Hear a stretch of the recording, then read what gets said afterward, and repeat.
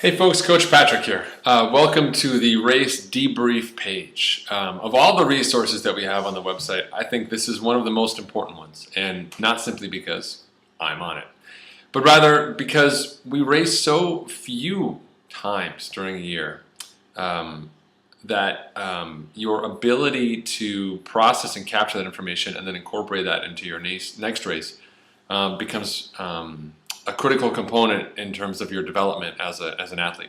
Remember, everything that we benchmark inside Endurance Station is not just your fitness, but we're also looking at how you perform over time and against yourself.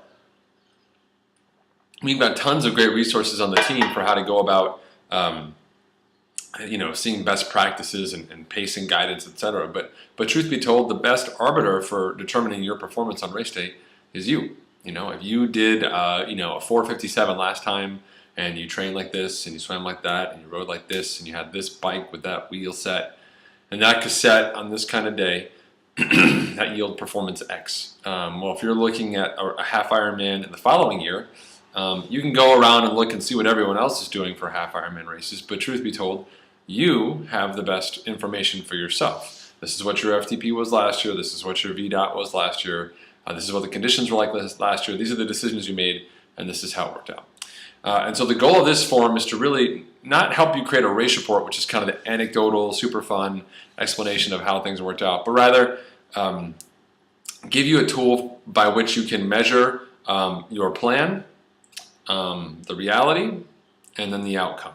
We want to look at those three things, plan, reality, outcome. We want to look at those three things to determine whether or not that was a good decision that you made on the swim, the bike, or the run, and then what you would do differently or next time. So I have a plan for swimming. I always have a plan for swimming. But every race is different. Sometimes it's choppy.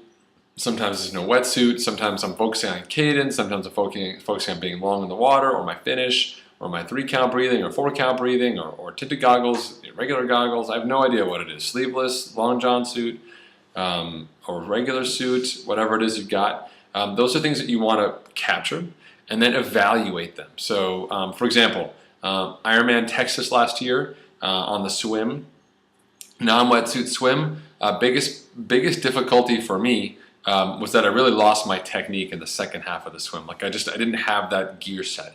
And I've been focused a lot on upper cadence swimming, higher tempo swimming in the water, as a means of sort of keeping my speed up, and I realized after that race that in a non-wetsuit swim, that type of swimming is too costly for me. Not necessarily from a fitness standpoint. I have the fitness to do it and to endure it for that whole swim, but it's costly in terms of I'm just having a poor swim and I'm feeling out of control. So my notes from Ironman Texas 2012 were non-wetsuit open water swim.